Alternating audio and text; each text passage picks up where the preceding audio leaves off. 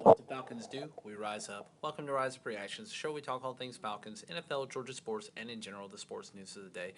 And guys, I'm just coming with you with a brief update today. I'm very, very sad to say that Rondale Moore is officially going to be out for the season. I was very excited to see what he could possibly bring to the table, particularly in the slot role with a quarterback like Kirk Cousins.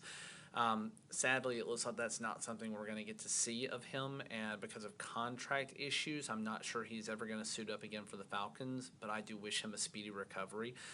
We don't yet know the full extent of the knee injury, but it was bad enough for them to cancel practice earlier this week. I know it happened early on in the day in practice, and it is probably suspected. It was apparently very, very gruesome. It is a knee injury of some kind, so I suspect he tore at minimum an ACL, and it's possible that there's a fracture somewhere along there as well, whether it's in the tibia, the fibula, or the femur. I'm sure there are some other ligamentous injuries that he suffered as well that we probably will learn more about as time goes on. But we do have to. It really puts a damper on the Falcons season. Right here, especially, we haven't even played our first preseason game, which is tonight against Miami. Looking forward to that, but again, just puts a little bit of a damper on the season here. We do have to talk about guys that could potentially replace him, and ultimately, I think there's a few that make sense and some that don't. One that really doesn't make sense because of the money that he's going to ask for, and a lot of fans would like to see him just to say, kind of F you to the Saints, would be Michael Thomas. He's a guy who I think is past his prime, but certainly could add something to the team and would be a good piece to have alongside Drake London and Darnell Mooney. I do think the money is going to be a problem there. I think another guy that could make sense would be Hunter Renfrow, cut from the Raiders, a guy who had a prominent role before, but Jacoby Myers kind of stepped in and took that role. Renfrow, to me, is a guy that could step into the slot easily for us, and I think that's a role that he would be well designed to play overall, so I think he would be a reasonable free agent signing there. You obviously have James Washington, who they brought on to the practice squad here, or not really the practice squad, but to training camp.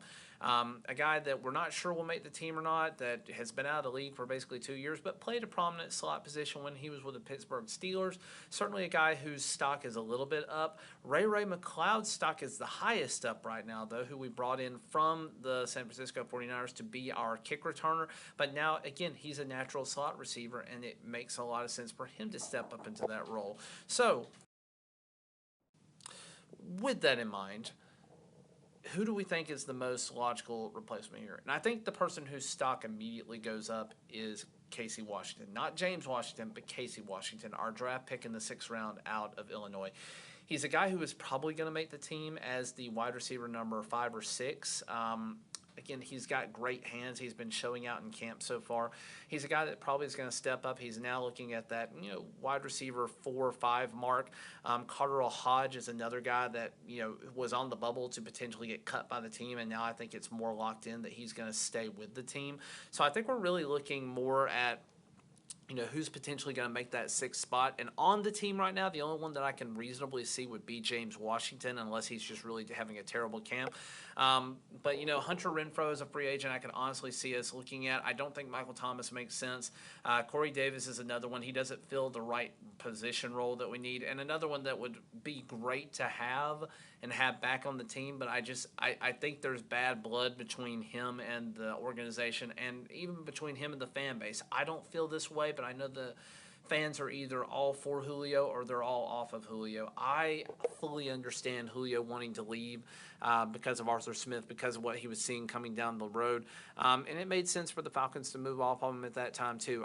He gave us the majority of his career. He gave us the best years of his career, and I'm perfectly fine bringing him back on a 1-year deal, maybe a veteran minimum, just to see what he can do and have him retire as a Falcon. He would be a guy that I think would instantly make that wide receiver 6 role and possibly could be brought back in, could be brought back into the fold easily. A guy that people would be excited about once he actually got on the field. And I think that does make sense from a free agent standpoint.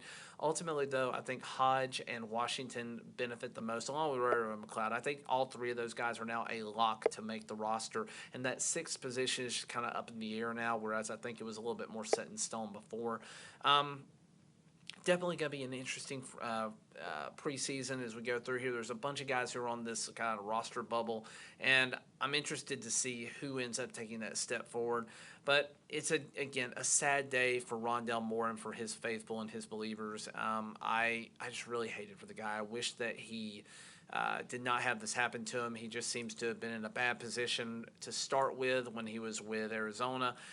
And now he's just not going to get a chance in Atlanta where he had a solid quarterback who likes to throw the slot receiver a lot. But anyways, that's all I got for you. I am excited for NFL preseason. I will be watching that game tonight, just looking for any sort of glimmer of hope that I can glean from it. Not sure exactly about who's starting yet, but I'm sure it's not going to be much of the first stringers. But thank you for watching, liking, sharing, and subscribing. And as always, rise up.